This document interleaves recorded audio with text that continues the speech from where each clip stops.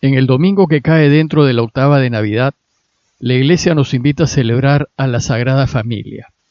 Y el texto que nos propone para nuestra reflexión es el de Lucas 2, 22 al 40. El texto dice así: Cuando llegó el tiempo de la purificación, según la ley de Moisés, los padres de Jesús lo llevaron a Jerusalén para presentarlo al Señor, de acuerdo con lo escrito en la ley del Señor. Todo primogénito varón será consagrado al Señor, y para entregar la oblación, como dice la ley del Señor, un par de tórtolas o 2 pichones. Vivía entonces en Jerusalén un hombre llamado Simeón, hombre justo y piadoso, que aguardaba el consuelo de Israel, y el Espíritu Santo moraba en él. Había recibido un oráculo del Espíritu Santo, que no vería la muerte antes de ver al Mesías del Señor. Impulsado por el Espíritu, fue al templo. Cuando entraban con el niño Jesús sus padres para cumplir con él lo previsto por la ley, Simeón lo tomó en brazos y bendijo a Dios diciendo: Ahora, Señor, según tu promesa, puedes dejar a tu siervo irse en paz, porque mis ojos han visto a tu Salvador, a quien has presentado ante todos los pueblos, luz para alumbrar a las naciones y gloria de tu pueblo Israel. Su padre y su madre estaban admirados por lo que se decía del niño. Simeón los bendijo diciendo a María: Mira, este está puesto para que muchos en Israel caigan y se levanten. Será como una bandera discutida, así quedará clara la actitud de muchos corazones. Y a ti, una espada te atravesará el alma. Había también una profetisa, Ana, hija de Fanuel, de la tribu de Aser. Era una mujer muy anciana. De jovencita, había vivido 7 años casada, y luego viuda hasta los 84. No se apartaba del templo día y noche sirviendo a Dios con ayunos y oraciones. Acercándose en aquel momento, daba gracias a Dios y hablaba del niño a todos los que aguardaban la liberación de Jerusalén. Y cuando cumplieron todo lo que prescribía la ley del Señor, se volvieron a Galilea, a su ciudad de Nazaret. El niño iba creciendo y robusteciéndose, y se llenaba de sabiduría, y la gracia de Dios lo acompañaba. La Iglesia nos invita a meditar hoy en la familia de Jesús, en la misma semana en que celebramos su nacimiento. Como las lecturas del ciclo de los domingos y las lecturas de los días ordinarios buscan celebrar el mismo acontecimiento, su nacimiento, es inevitable que algunas se repitan. Por ejemplo, las palabras de los ancianos Simeón y Ana, que acaban de escuchar, se reflexionan también durante la octava de Navidad. Así es que no haré mayor referencia a ellas en esta reflexión.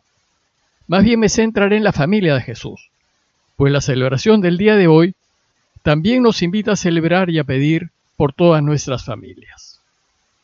El texto del Evangelio que les he leído menciona 3 generaciones: a Jesús recién nacido, a María y José, y a una pareja de ancianos que no eran nada entre sí.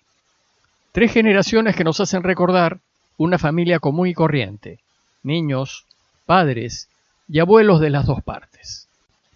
¿Y por qué la Iglesia nos invita a meditar en la familia de Jesús?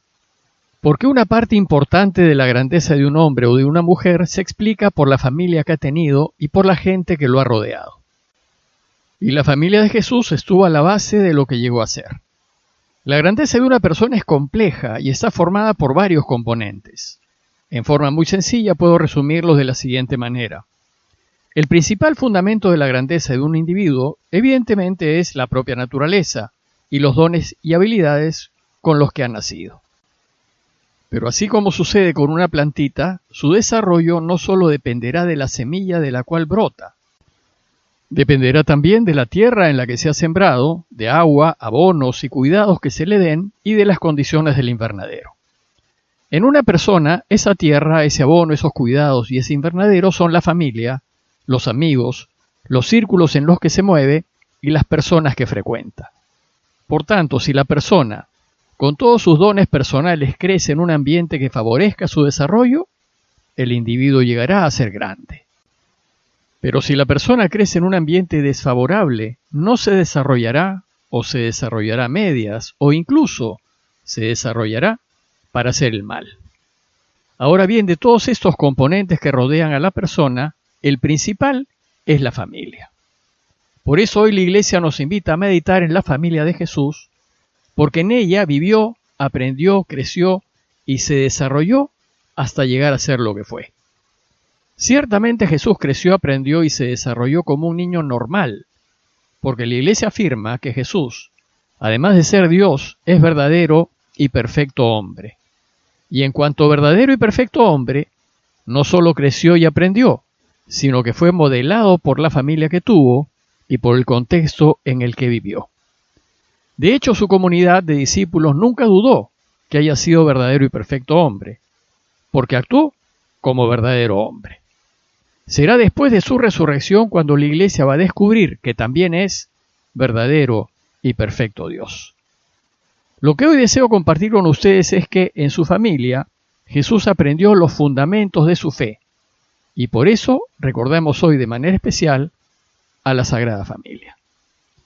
Bueno, pues Jesús, además de aprender a comer, a caminar y a hablar, seguramente como cualquier niño lo haría, también aprendió a leer y a escribir, aprendió la historia, las costumbres y también la religión de su pueblo. Y en su familia, en su clan familiar, Jesús aprendió a socializar y a relacionarse con los demás, pero de manera especial a conocer y a relacionarse con el Padre. Sabemos que María y José fueron personas de oración.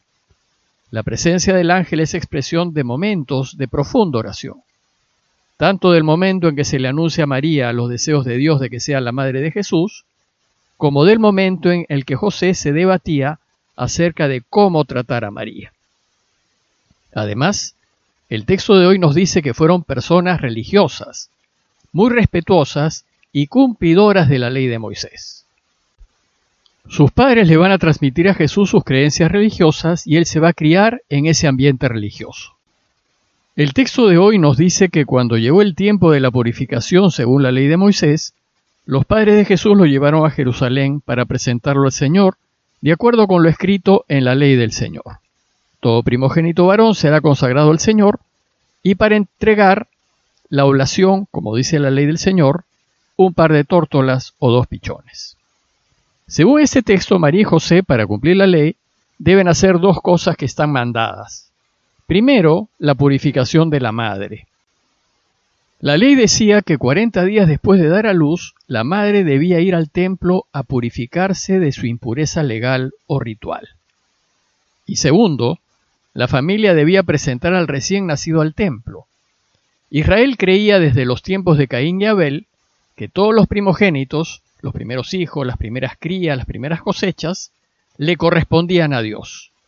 Estas primicias eran de Dios y éste las podía reclamar en cualquier momento.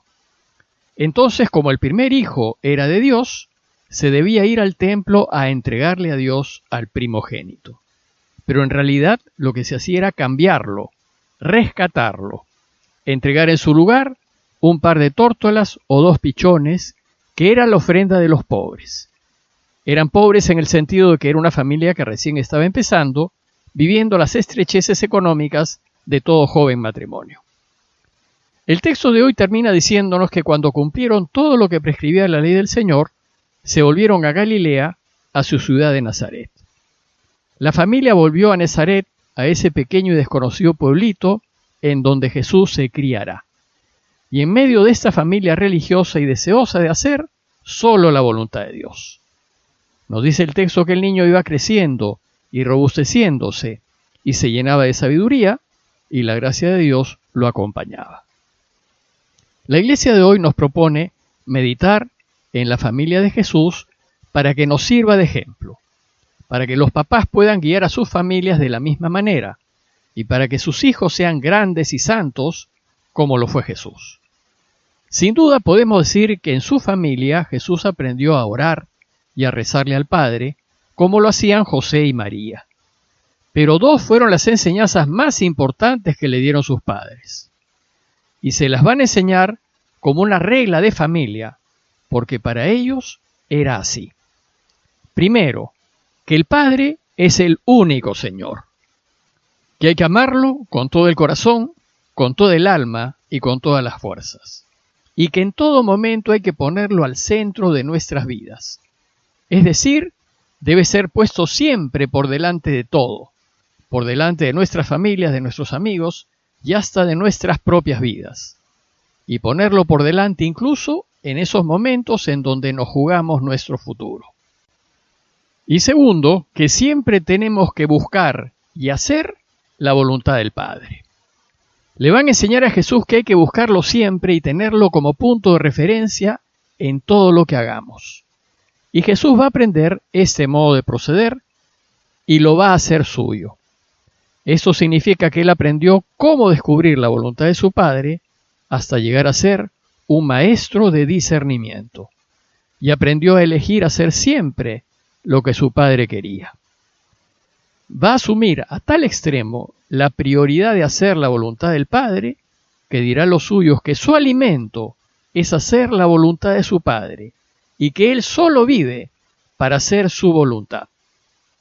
Si solo estas dos enseñanzas fuesen lo único que los padres les enseñasen a sus hijos serían grandes, serían como Jesús. Desgraciadamente, muchos padres, en lugar de formarles el corazón a sus hijos, se preocupan más de su formación externa, en conocimientos y habilidades. Esto último es bueno, pero si los niños no tienen formado el corazón, los conocimientos y habilidades que aprendan no los usarán para ser felices, sino para acumular más, querer ganar a como dé lugar y buscar ser los primeros. Y esto, sin un buen corazón, no hace feliz a nadie.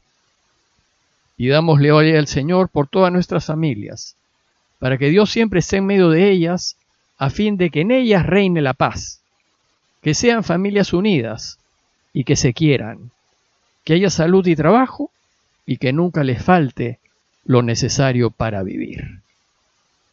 Parroquia de Fátima, Miraflores, Lima.